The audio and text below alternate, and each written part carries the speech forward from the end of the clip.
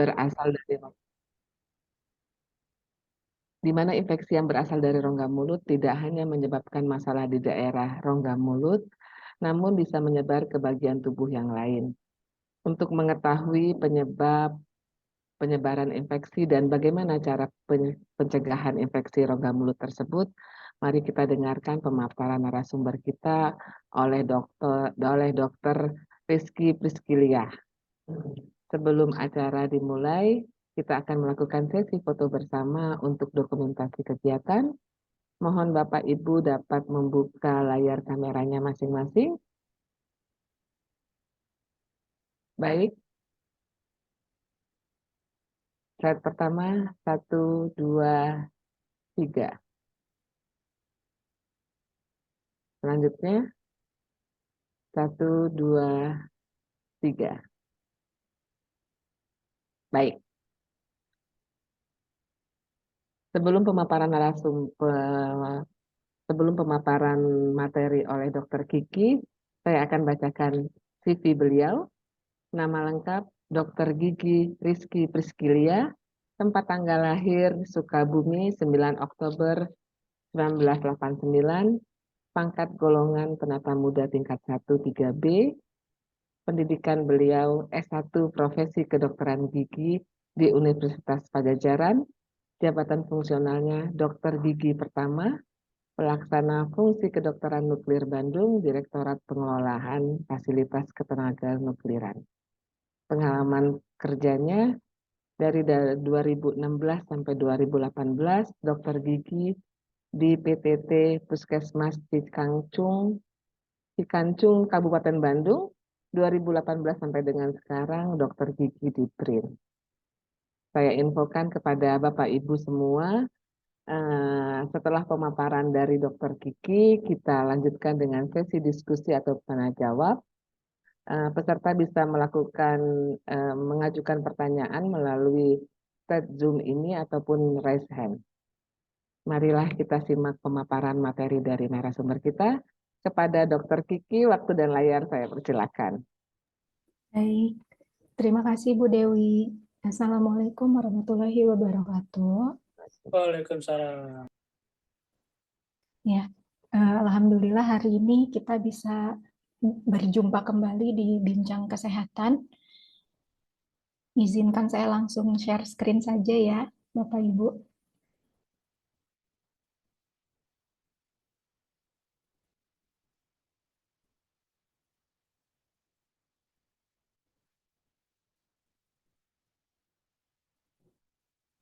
Sudah terlihat share screen-nya? Terlihat. Ya, jadi pagi ini tema bincang sehat kita adalah tentang kenali dan waspadai penyebaran infeksi dari rongga mulut. Nah, sebelum mengenal infeksi di rongga mulut, terlebih dulu saya mau menceritakan tentang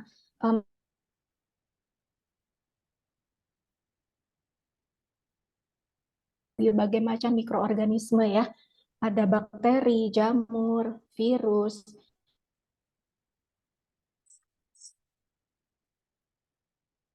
Suara Dokter Kiki putus-putus loh. Oh iya. Ya, kalau di saya, nggak tahu yang lain. Coba saya bicara lagi ya, Bu. Oke, lanjut. Jadi, apa itu mikrobioma rongga mulut? Yaitu kumpulan mikroorganisme di dalam rongga mulut. Jadi di rongga mulut kita itu ada lebih dari 700 jenis mikroorganisme yang berkoloni dan membuat ekosistem yang sangat kompleks.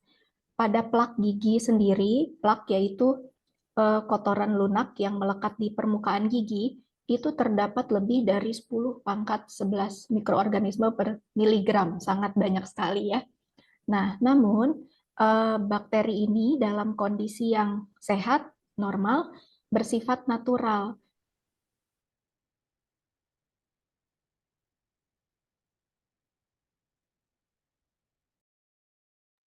Iya, nge-freeze, putus, Umi. Kita.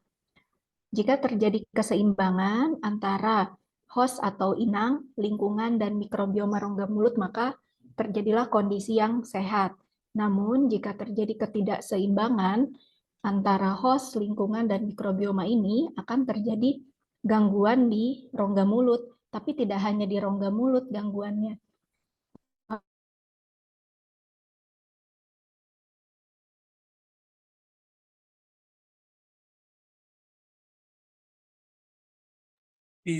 Freezing lagi tuh. Suara dokter gigi hilang. Iya, Ya, sekarang bagaimana Ibu? sudah. Sudah. Tapi tadi hilang timbul tenggelam. Iya, kayaknya sinyalnya putus. Oke, Dok. Jadi tingginya asupan gula dan ditambah dengan berkurangnya aliran saliva itu akan menghambat pertumbuhan spesies mikroorganisme yang menguntungkan dan akan memicu pertumbuhan bakteri yang menghasilkan asam.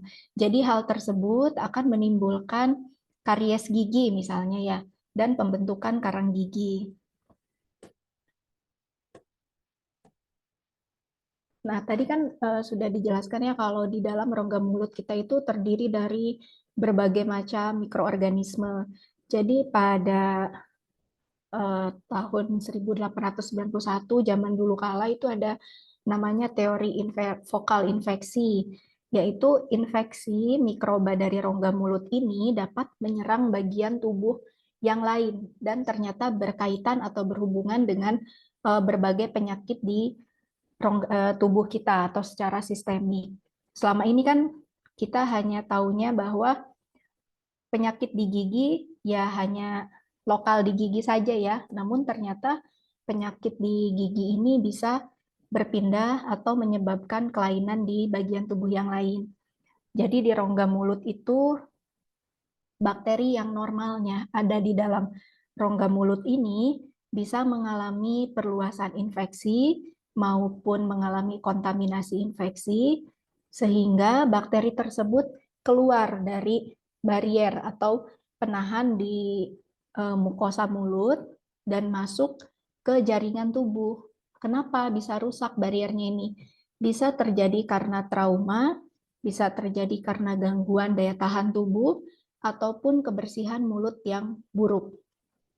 Nah, di dalam jaringan tubuh, bakteri dari rongga mulut ini akan menyebabkan peradangan atau bakteremia dan masalah pada bagian tubuh lain. Pada gambar ini dapat dilihat misalnya bakteri karena penyakit periodontal. Penyakit periodontal itu penyakit jaringan pendukung gigi yang disebabkan oleh karang gigi. Nah, karang gigi ini sering dianggap tidak menimbulkan masalah ya, tapi ternyata karang gigi ini memicu reaksi inflamasi atau peradangan di tubuh kita. Selain itu juga infeksi karena karies gigi. Infeksi tahap lanjut dari gigi berlubang ini bisa menyebar melalui aliran darah ataupun melalui peradangan sistem inflamasi. Peradangan ini akan menyebar ke bagian mana saja. Ternyata bisa menembus sawar atau barrier di otak, menyebabkan penyakit Alzheimer, lalu penyakit jantung, penyakit paru-paru, penyakit metabolik, penyakit ginjal, dan peradangan sendi.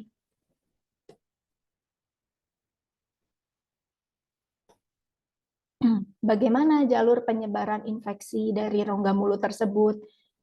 Jika terjadi infeksi rongga mulut, misalkan ya, ada karang gigi, ada sisa akar gigi, atau gigi berlubang yang dibiarkan, tidak dilakukan perawatan, ditambah dengan kesehatan mulut yang buruk, lalu juga misalnya ada prosedur dental. Nah, prosedur dental di sini tidak hanya berupa tindakan di dokter gigi seperti penambalan atau pencabutan atau pembersihan karang gigi, namun juga aktivitas sehari-hari seperti menyikat gigi.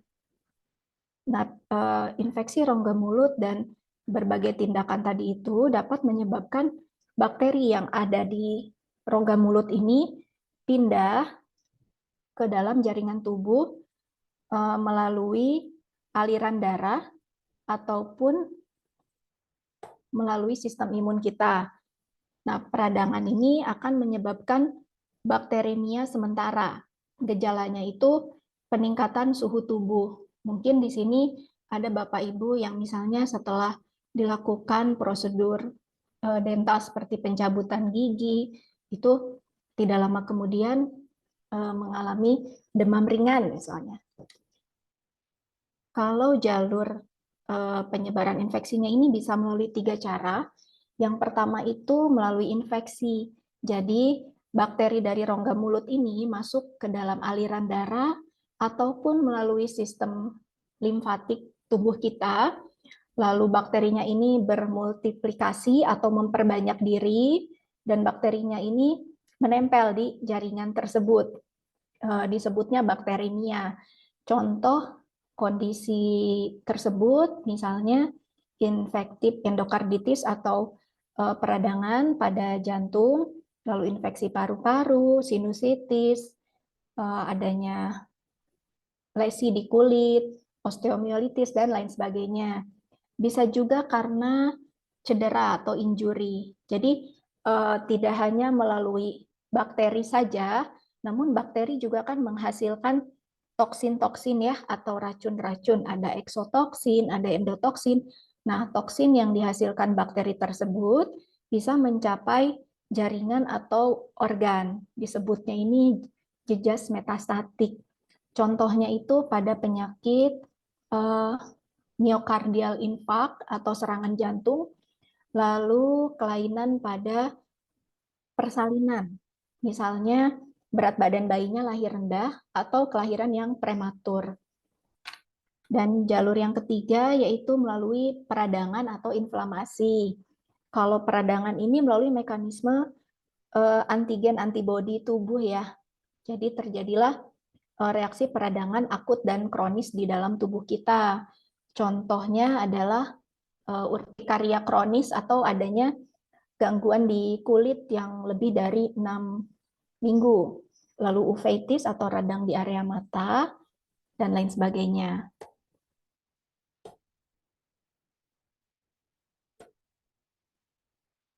Nah, di sini ada hubungannya antara penyakit periodontal atau yang disebabkan oleh karang gigi tadi ya, terhadap penyakit sistemik nih.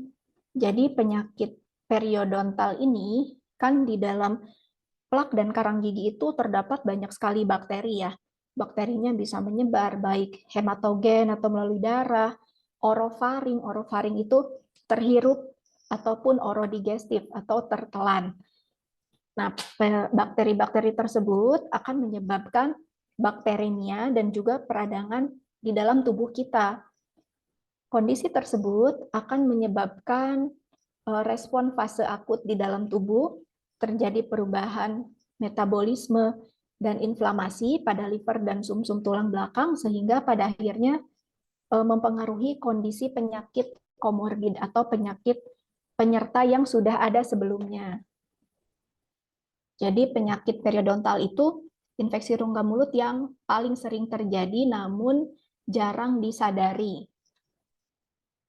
Periodontitis ini sangat erat hubungannya dengan penyakit komorbid seperti penyakit kardiovaskuler atau penyakit jantung, lalu diabetes mellitus tipe 2, rheumatoid arthritis, osteoporosis, penyakit Parkinson, Alzheimer, psoriasis, dan penyakit di saluran pernafasan.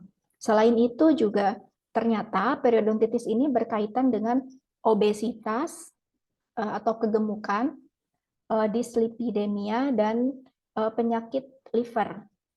Jadi periodontitis ini menurut hasil penelitian bisa meningkatkan serum LDL atau low density dan trigliserida dan menurunkan HDL sehingga menyebabkan atau berkaitan dengan obesitas tadi ya. Nah, ini beberapa penyakit sistemik yang berkaitan dengan penyakit dari gigi. Yang pertama ada penyakit kardiovaskuler atau penyakit jantung, lalu aterosklerosis dan infark miokardial ini masih merupakan bagian dari penyakit kardiovaskuler, lalu stroke, endokarditis infektif, di paru-paru bisa menyebabkan pneumonia bakteri, lalu pada janin dapat menyebabkan berat badan bayi lahir rendah, di sistem metabolisme menyebabkan diabetes mellitus. Kalau dengan diabetes mellitus itu hubungannya dua arah, dan psoriasis atau gangguan di kulit. Kita akan lihat satu-satu ya, bagaimana penyebabnya. Jadi kalau dengan penyakit kardiovaskuler, jadi penyakit kardiovaskuler ini kan penyakit jantung. Periodontitis ini dipengaruhi oleh, selain karena periodontitis, juga dipengaruhi oleh kebiasaan seperti merokok, adanya penyakit diabetes mellitus, usia, profil lemak yang tidak normal, dan lain-lain, itu kan bisa menyebabkan penyakit kardiovaskuler. Jadi infeksi dari penyakit periodontal ini, bakterinya bisa langsung pindah ke dalam aliran darah melalui saku gusi. Kan kalau gusinya sedang radang tuh biasanya berdarah ya saat menyikat gigi. Nah, bakterinya bisa ikut pindah melalui aliran darah situ dan menyebabkan terjadinya penumpukan plak di pembuluh darah jantung. Penumpukan plak tersebut dapat menimbulkan aterosklerosis atau penyempitan pembuluh darah dan bisa juga menyebabkan serangan jantung.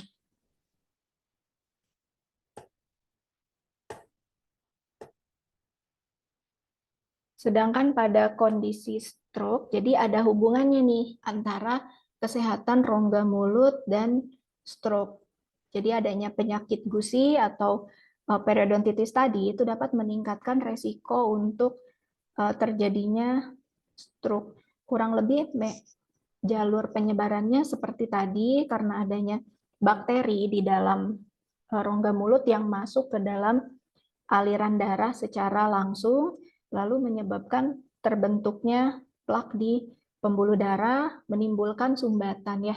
Sumbatannya ini bisa terjadi di jantung, menimbulkan serangan jantung, ataupun di otak sehingga menimbulkan stroke.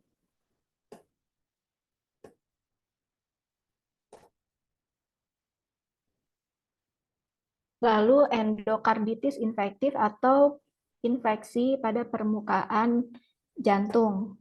Jadi biasanya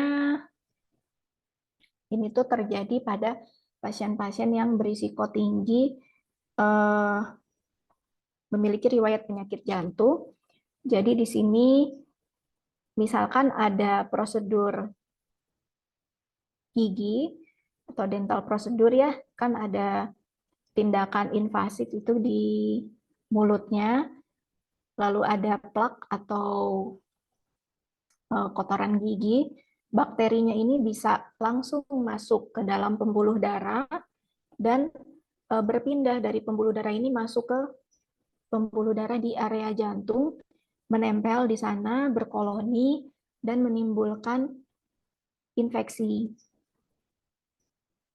Kalau ini mekanisme secara lebih jelasnya lagi,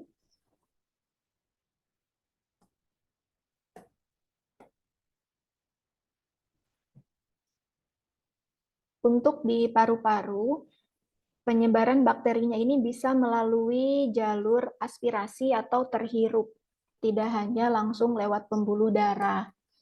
Misalnya orang tersebut memiliki infeksi di rongga mulut, lalu kebersihan mulutnya juga kurang baik, bakterinya ini terhirup melalui saluran pernafasan. Nah, bakteri yang terhirup ini bisa menyebar dan masuk ke saluran pernafasan kita dan menyebabkan infeksi.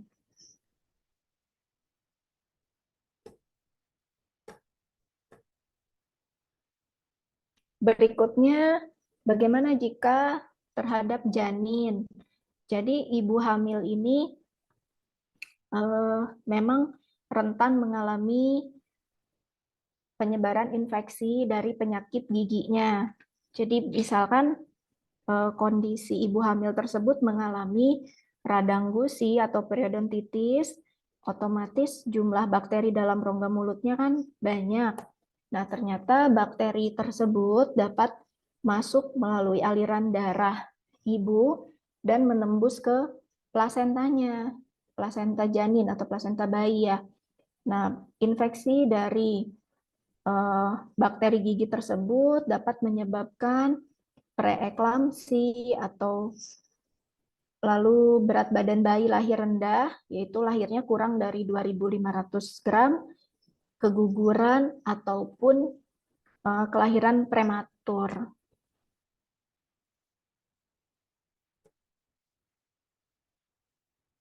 Berikutnya adalah diabetes mellitus yang tipe 2. Jadi diabetes mellitus ini berhubungan erat dengan periodontitis, itu dua hubungan ya, tidak saling mempengaruhi antara diabetes dan penyakit periodontal ini saling mempengaruhi. Jadi jika pasien tersebut sebelumnya sudah memiliki kondisi periodontitis, itu akan meningkatkan risiko diabetes mellitus. Sebaliknya, pasien dengan diabetes mellitus juga memiliki risiko memiliki penyakit periodontitis yang lebih parah.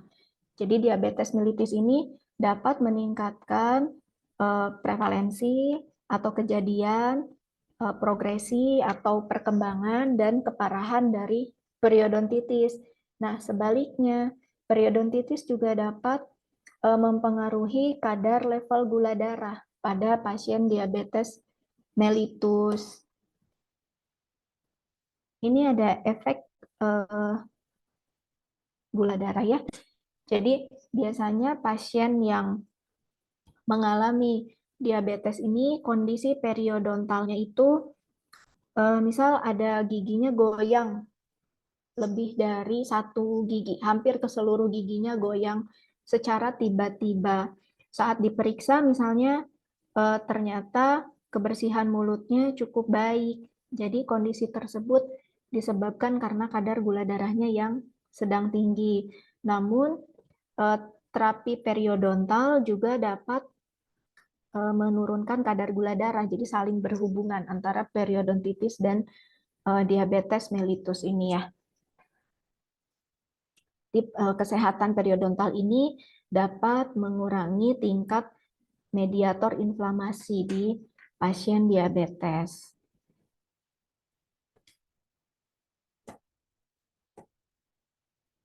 Berikutnya adalah psoriasis atau gangguan pada kulit, bentuknya seperti ada keropeng-keropeng seperti itu ya di kulit. Jadi psoriasis ini penyakit inflamasi kronis pada kulit, biasanya karena autoimun. Lalu hubungannya antara psoriasis dengan penyakit periodontal yaitu adanya peningkatan mediator inflamasi ditemukan pada saliva penderita psoriasis. Lalu ada persamaan juga antara mekanisme terjadinya psoriasis dengan periodontitis. Lagi-lagi periodontitis ya, bukan infeksi gigi yang lain. Jadi pada pasien yang psoriasis itu terjadi peningkatan jumlah IL-17 pada cairan krevikular. Cairan krevikular itu cairan di antara gigi dan gusi. Jadi di antara gigi dan gusi kita itu terdapat saku gusi. Nah, di dalamnya ada cairan. Jadi di cairannya itu terdapat peningkatan jumlah IL-17. Dan menurut hasil penelitian ternyata perawatan periodontal ini dapat mengurangi risiko terjadinya psoriasis. Selain itu juga ada rheumatoid arthritis, yaitu penyakit autoimun yang mempengaruhi sendi dan jaringan tubuh. Jadi penyakit periodontal ini dapat mengaktifasi terjadinya rheumatoid arthritis dengan cara penyakit periodontal ini akan memproduksi enzim-enzim khusus yang menghasilkan antigen, lalu antigen tersebut menginduksi terjadinya respon autoimun yang menyebabkan rheumatoid arthritis. Nah, bagaimana cara mencegah terjadinya penyebaran infeksi dari rongga mulut tersebut ke bagian tubuh yang lain? Yang pertama dan utama tentunya kita harus selalu menjaga dan meningkatkan kebersihan rongga mulut kita. Kalau di rumah itu dengan melakukan sikat gigi rutin 2 kali sehari, waktunya itu pagi setelah sarapan dan malam sebelum tidur. Lalu selain sikat gigi juga kita memerlukan alat bantu lainnya, seperti misalnya benang gigi, sikat interdental, ataupun obat kumur. Nah, penting juga untuk mengatur pola diet makanan. Jadi, dari beberapa hasil penelitian itu ternyata mengkonsumsi daging terlalu banyak ini akan meningkatkan risiko penyakit rongga mulut.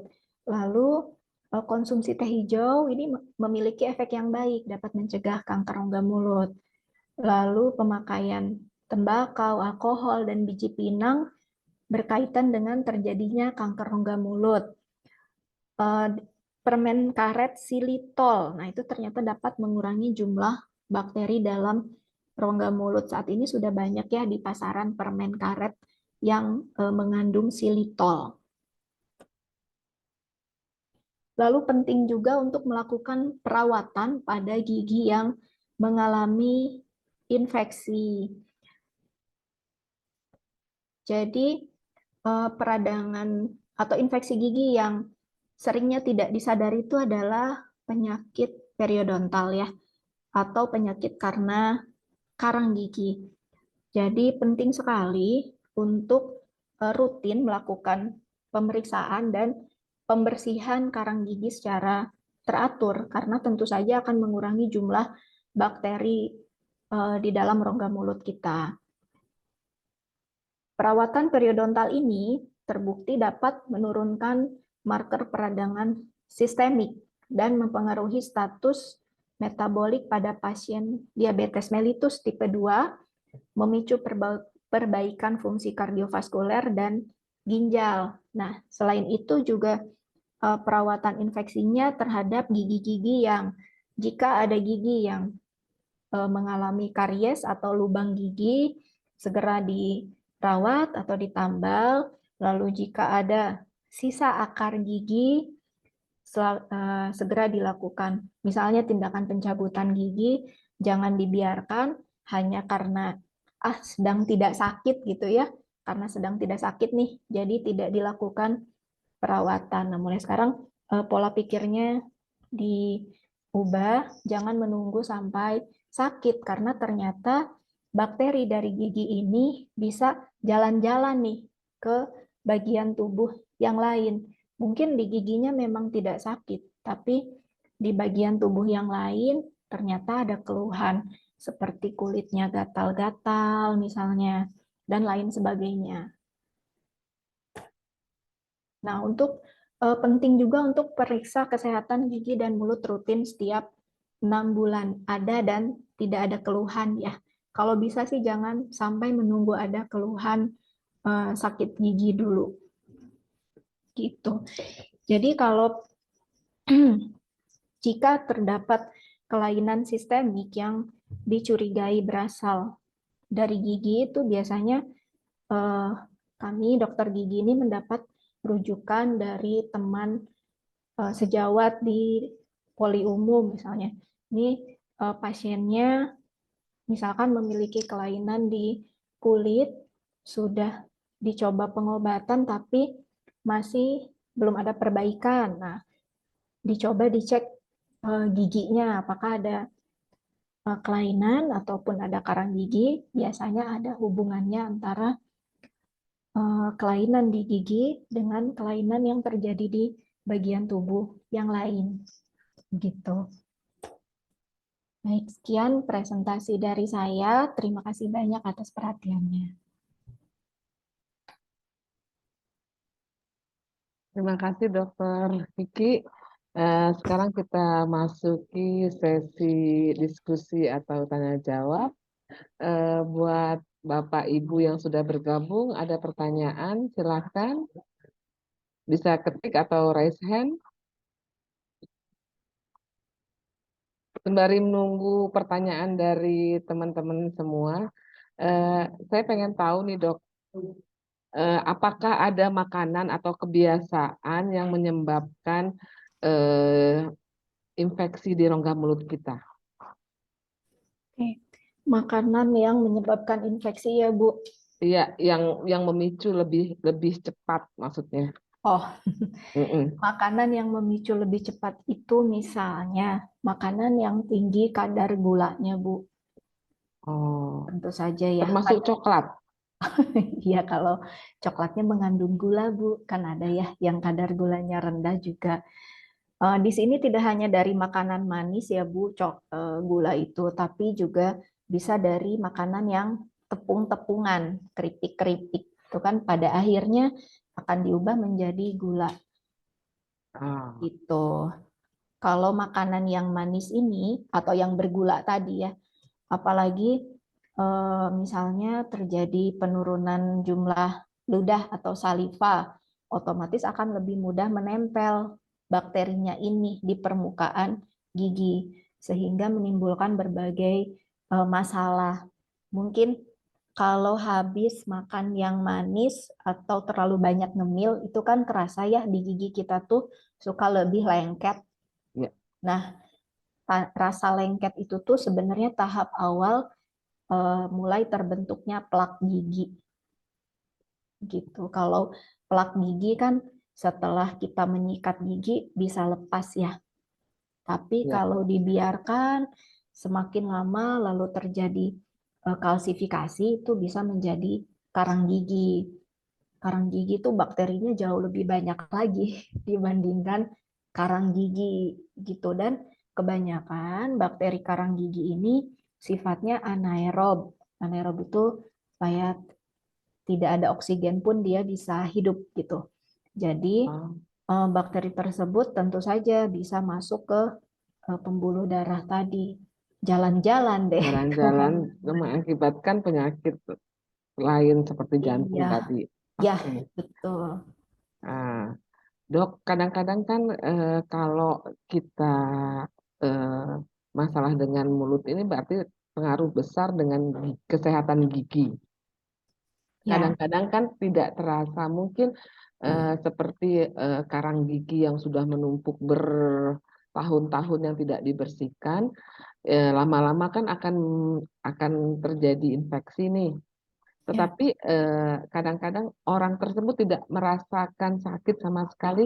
Kira-kira ada nggak sih indikasi ini sakit nih, udah terinfeksi nih, dia udah ada indikasi bahwa ada infeksi di rongga mulutnya.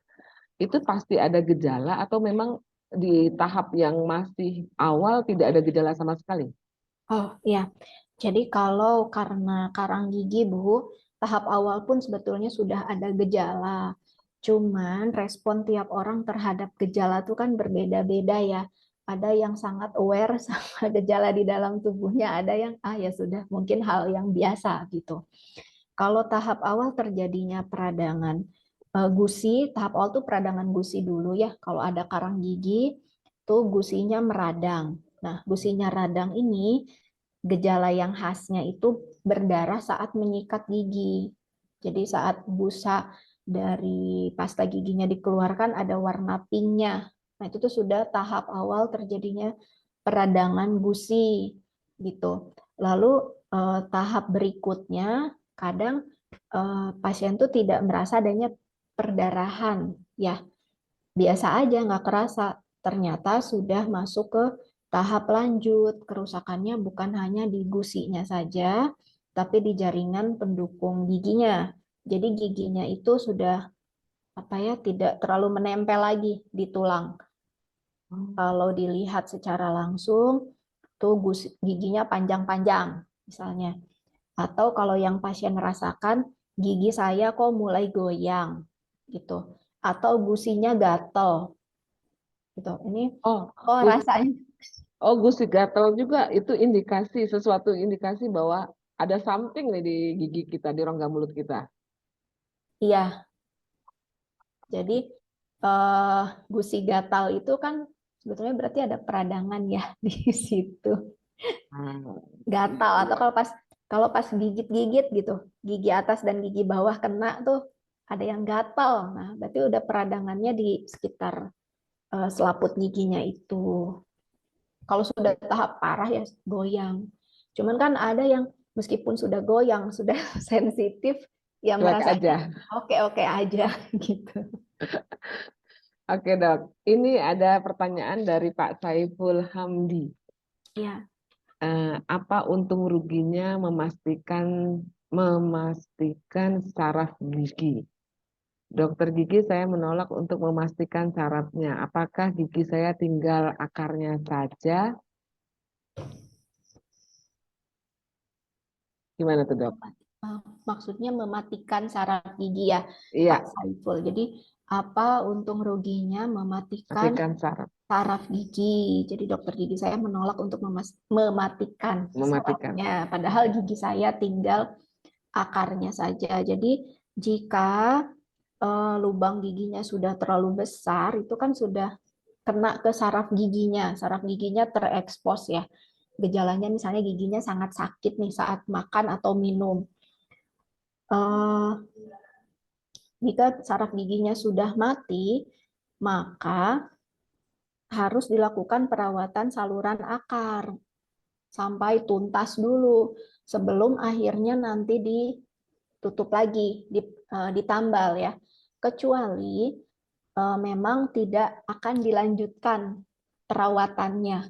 Misalnya saya sepertinya tidak bisa nih kalau perawatannya sampai dilanjutkan tuntas. Kalau seperti itu, pertimbangannya lebih baik dicabut misalnya giginya daripada eh, kalau setelah saraf itu dimatikan kan lebih berpotensi masuk bakteri ya di situ lebih banyak karena sudah tidak ada pembuluh darah, sudah tidak ada perlindungan lagi gitu.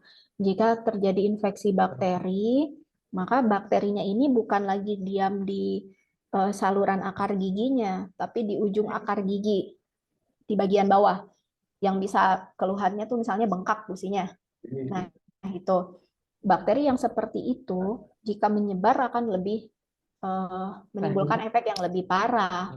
Makanya pertimbangannya mungkin jika tidak bisa dilakukan perawatan saluran akar sampai tuntas, maka lebih baik dicabut gitu. Daripada dibiarkan juga dirawat enggak, tapi dicabut juga enggak. Nah, itu yang jangan gitu. Jadi meskipun tinggal akarnya saja, mungkin pertimbangannya perlu sampai perawatan saluran akar gigi dulu gitu. Hmm, Iya, Iya, terima kasih dokter. Iya, sama-sama, Pak. oke. Ya dok, lebih baik memang eh, seperti pertanyaan Bapak barusan tuh, saya pribadi kasusnya mungkin dokter juga tahu ya bahwa giginya tuh sudah tinggal sebelah, tapi tetap masih dipertahankan sama dokter, maksudnya masih Bu mendingan dirawat gitu loh. Ternyata itu ya dok, eh, apa tidak lebih praktis cabut aja maksudnya. Ya, Bu, karena kalau sudah kehilangan gigi, gigi dicabut itu, kalau efek di rongga mulutnya itu kan bisa terjadi perubahan posisi gigi-gigi geligi kita. Terus kalau kehilangannya gigi geraham, seperti kita tahu kan fungsi gigi geraham itu untuk pengunyahan, untuk menghaluskan makanan. Kalau sudah berkurang satu, itu otomatis makanan yang kita makan ini tidak akan terlalu halus. Nanti sistem pencernaannya terganggu juga kalau tidak halus. Dan saya kemarin baca di penelitian itu, kalau pasien yang banyak kehilangan gigi itu cenderung kekurangan nutrisi dan cenderung memakan makanan yang berlemak gitu katanya. Jadi meningkatkan risiko penyakit jantung pada akhirnya gitu berhubungan ke Oh, sana dan obesitas juga oke. gitu. Kalau secara sistemik ya, kalau di lokalnya tadi itu berubah posisinya. Kalau masih bisa dipertahankan, Lebih baik. dipertahankan Ya, lebih baik meskipun prosesnya sangat panjang ya Bu ya. iya, lama bolak-balik hari ini masih dipasang, besok datang lagi minggu depan, kayaknya butuh waktu dan kesabaran. Dokter, Ya, kita masih menunggu pertanyaan dari teman-teman semua. Selain kan infeksi rongga mulut ini sangat berpengaruh dengan kebersihan gigi kita. Dari awal ya. dokter sudah tekankan itu. Eh, Buat seumur saya, eh, cukupkah cuma gosok gigi sehari 2 kali? Karena Setelah saya rutin cek kesehatan gigi, dokter menyarankan ada alat bantu lain. Karena kalau cuma sikat gigi ini kadang-kadang kalau gigi saya itu tidak rapat atau ada celah, ada apa dok, antara itu nih ada Ya, selahnya. Kalau cuma gosok gigi terkadang nggak ngangkat. Kalau orang tidak cuma gosok gigi tok, kira-kira penumpukan di sela-sela gigi itu mengakibatkan infeksi tadi, dok? ya. Jadi idealnya kan Iya, kita tuh tidak cukup hanya dengan menyikat gigi saja. Karena menyikat gigi kan cuma membersihkan permukaan yang depan belakang gitu ya istilahnya. ya, Sedangkan sela-sela gigi itu tidak terjangkau oleh sikat gigi. Mau bagaimanapun klaim sikat giginya ya. ya, Bisa terlihatnya kalau saat dilakukan pemeriksaan dan dikasih pewarna gigi itu kan jelas terlihat ya Bu, di sela-sela gigi ya, itu ternyata banyak nih ya, penumpukan plak. Nah, ya. tentu saja jika tidak bersih ini sela-sela giginya, di situ kan terakumulasi plak atau kotoran gigi yang banyak, berarti terakumulasi juga bakteri yang banyak di situ. Nah, bakteri ini nantinya bisa menimbulkan peradangan gusi ataupun lubang di sela-sela gigi. Dan lubang di sela-sela gigi ini tuh kasusnya banyak ditemukan, banyak sekali. Terus pasiennya nggak nyadar ada lubang di sela-sela, Ya. kecuali lubangnya ini udah sampai atas, udah terbuka. Nah, baru oh iya ternyata lubang. Kalau masih tahap awal tuh nggak disadari. Paling keluhannya hanya sering nyelip makanan nih gitu di sini, susah dibersihin. Ternyata ada lubang. Jadi kalau saran saya sih penting sekali ya Bu memakai alat bantu Alat bantu. selain sikat gigi. Sikat gigi. Iya, saya juga ngerasa kalau untuk gosok gigi udah ngerasa sudah bersih, begitu pakai alat itu setelah rongga gigi kita ternyata masih banyak sisa makanan. Baik dok, itu Ya. sudah ada yang raise hand, Pak Zamzam, silahkan Pak untuk mengajukan pertanyaannya. Baik, terima kasih Bu Dewi dan Bu Dokter Rizky atas kesempatannya. Gini dok, saya kan didiagnosa abses ya di Ya. bawah saluran akar gigi. Nah kemarin itu sudah ditambal, ternyata ada yang bolong, sudah ditambal yang bolongnya, namun belum perawatan ke absesnya. Nah sekarang itu masih suka terasa sakit, sedangkan untuk perawatan absesnya itu dijadwalkan masih bulan depan, masih lama, hampir 2 bulan lagi dok. Nah selama menunggu proses perawatan akar gigi itu dok untuk menghilangkan rasa sakit itu kira-kira apa yang harus saya lakukan dok? Oke. Jadi kalau saran saya, abses itu kan sudah terjadi peradangan tahap lanjut yang di bawah akar gigi ya. Sudah ada nanahnya gitu di ujung akar giginya. Di situ kan banyak banget bakteri. Kalau bisa sih, apalagi sudah ada keluhan sakit, jangan menunggu terlalu lama gitu. Kalau bisa dipercepat perawatannya. Karena kalau dibiarkan terlalu lama bisa menyebar dari abses ini. Jadi misalkan tadi giginya atas apa bawah, Pak? Giginya geraham bawah dok, tapi Ah, saya tidak merasakan ada bengkak di gusi, belum ada dok. Terus tidak ada tidak ada indikasi lain gitu. Hanya hmm, kalau memakan makanan yang keras giginya jadi sakit gitu ya. dok. Jadi kalau abses itu kan biasanya ditentukan juga diagnosanya dari foto ronsen ya, Pak. Iya dok, saya sudah foto ronsen dan itu Ya, diagnosanya berdasarkan foto ronsen. ya. Jadi jika dari foto ronsen itu sudah terlihat jelas nih ada absesnya di gigi tersebut, meskipun tidak ada bengkak. Eh, Biasanya bukan karena tidak ada ya. Nanti jika dibiarkan lama-lama tuh bisa jadi bengkak keluar. Nanah itu si absesnya ini akan nyari jalan keluar. Mungkin bengkaknya ini munculnya kayak jerawat kecil di gusi. Itu ada bintik putih. Itu keluar sedikit-sedikit dari situ cairan absesnya kalau dilamakan ya perawatannya. Atau bakteri yang dalam abses tersebut menyebar melalui rongga-rongga tulangnya ini ke bawah tulang di area bawah gusi sini ke pipi gitu.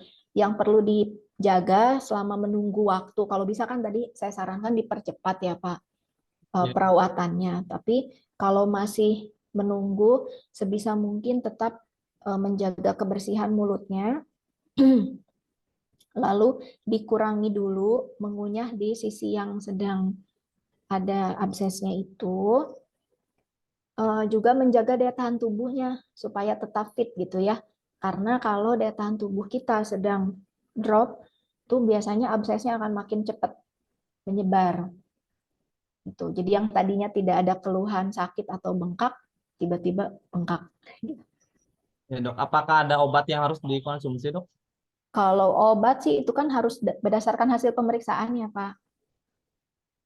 Gitu. Iya. Dan kalau untuk menunggu selama 2 bulan sih rasanya nggak baik juga ya. Selama 2 bulan minum obat terus.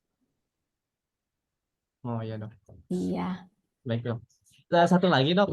Kalau di klinik yang di Taman Sari itu kira-kira ada buka praktek dokter gigi ya? Jadwalnya kapan ya, Dok? Kalau boleh tahu.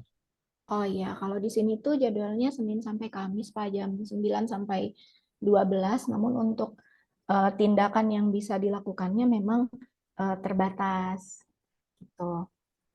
Seperti misalnya hanya penambalan langsung ataupun pembersihan karang gigi. Kalau tindakan lain itu biasanya setelah diperiksa dulu saya rujuk ke tempat lain gitu Pak.